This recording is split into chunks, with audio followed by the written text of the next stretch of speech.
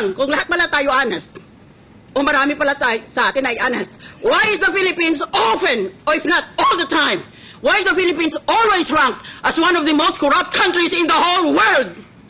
Yan, sagutin niyo ako niyan. Nagpapakalinis kayo?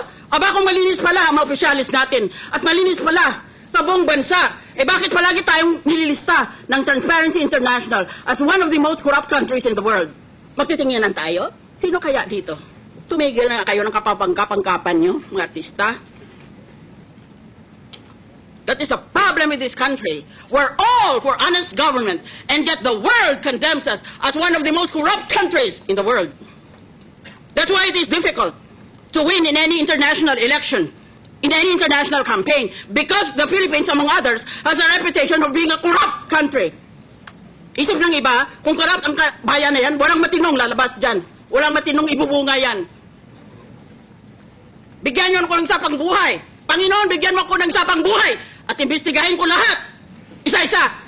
Dito sa Senado at sa House of Representatives. Tignan natin. Dahil, yung iba sa atin, dinagamit yung mismong loopholes na yon. Hindi lang sila ma-impeach. Ang ginagamit ko lang, ang batas. Wala akong ginagamit na pampolitika dahil hindi na ako makatakbo ulit. Natawag na ako ng International Criminal Court. Wala na akong kinabukasan sa politika sa Pilipinas. Even if I wanted to, I am prohibited because this is already my second term. Consecutive term. Ngayon, ano bang sinasabi na quasi-political? Investigahin nga natin for future impeachments. Anong sinasabi na quasi-judicial, quasi-political? Madaling intindihin ang quasi-judicial. Kalahati niyan tungkol sa justisya o tungkol sa batas. Pero kalahati yan tungkol sa politika. Anong ibig sabihin ng tungkol sa politika? Tungkol sa politika, dahil ang ibig sabihin dyan, pag-isipan mo at pakinggan mo ang mga taong bumoto sa iyo. That is actually the meaning of quasi-political. Because the people might disagree with what the law says. Yun ang pakikinggan mo.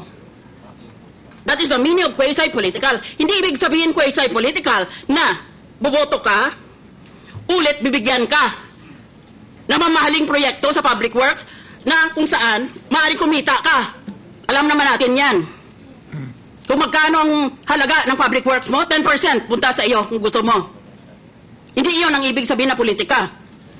At hindi ibig sabihin na quasi-political na isipin mo, nako, tatakbo ako either for re-election or for another position, or I need some position in government for my kalyado ko, who I will use as my dummy. That is not the meaning of quasi-political. I request the lady to wind up this. I thought that I was unlimited.